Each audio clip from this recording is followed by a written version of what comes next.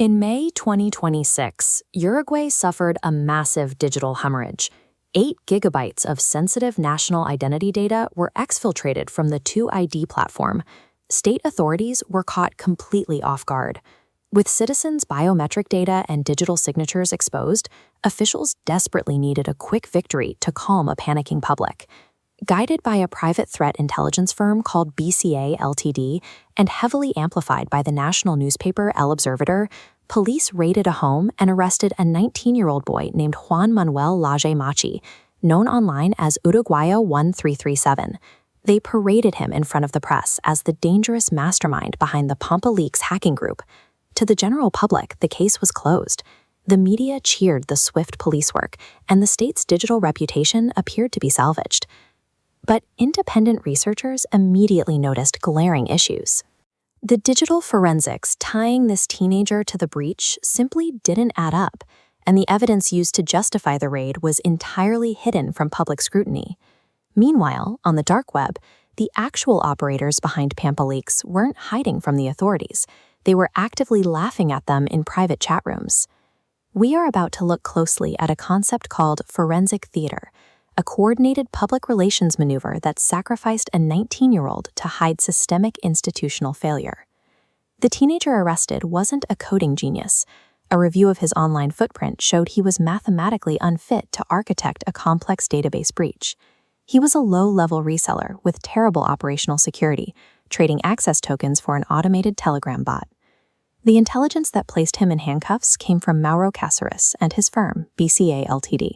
Their business model relies heavily on threat inflation, exaggerating or completely fabricating cyber threats to frighten clients into buying their security services.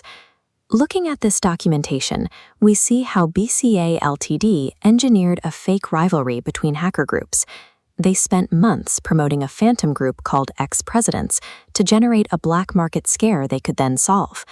When the actual PampaLeaks group emerged and began exposing high-profile targets, BCA's lucrative manufactured narrative was at risk. The firm needed a visible fall guy and fast to maintain their status as the ultimate cybersecurity authority. The state telecom company, Antel, activated what researchers call the protocol of silence. To save face, they officially downplayed the severity of the 2ID breach. Because they refused to declare a massive disaster, they couldn't launch a full-scale official forensic probe. BCA Ltd. Bypassed standard evidence protocols, using an anonymous complaint as a Trojan horse. This slipped a dossier of unverified screenshots into the judicial system. As seen here, El Observador published these claims without technical contrast, laundering private screenshots into undeniable public facts. State pride aligned perfectly with corporate opportunism. Rather than requiring basic cryptographic proof like hash values to verify the data, authorities relied on easily manipulated images to secure a high-profile arrest. The truth was sitting in plain sight on Telegram. Forensic extraction of PampaLeaks' internal communication channels reveals exactly who the real leaders were and what they knew. Chat logs prove that a full month before the police raid, the true operators knew the 19-year-old was being set up as a decoy. In one exchange, the actual founder mocked the investigation, stating explicitly, "The main target is me." The authorities had a choice to make. They chose a quick, easy public relations victory over actual justice, negligently ignoring the true perpetrators. In cybersecurity, patterns repeat. As researcher Alberto Daniel Hill describes it, the system operates like an inescapable algorithm. When institutions fail, the machine compiles its next run, scanning the shadows for a face it can use to cover up its own disgrace.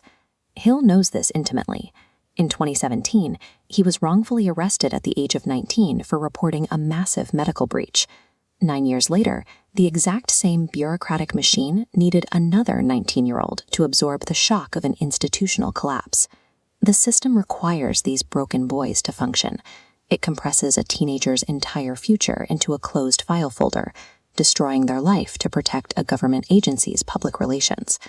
Because the authorities were busy taking a victory lap over a low-level reseller, the real PampaLeaks group was left completely unbothered. They used that quiet time to scale up their operations exponentially. They built the Samaritan API. As this map shows, it operates as a data-as-a-service platform. Because it is completely decoupled and executes locally, traditional government cybersecurity teams, or CSIRTs, cannot block it. Their defense shields simply bounce off. Today, over 230 million citizen records across Argentina, Uruguay, Chile, Peru, and Ecuador are programmatically accessible. This massive aggregation makes traditional knowledge-based authentication, like asking for your mother's maiden name or your first car, totally obsolete. Forensic theater is a catastrophic danger to the public. When institutions choose public relations over radical transparency, they lock up a teenager, declare victory, and leave the front door wide open for the real monsters in the machine.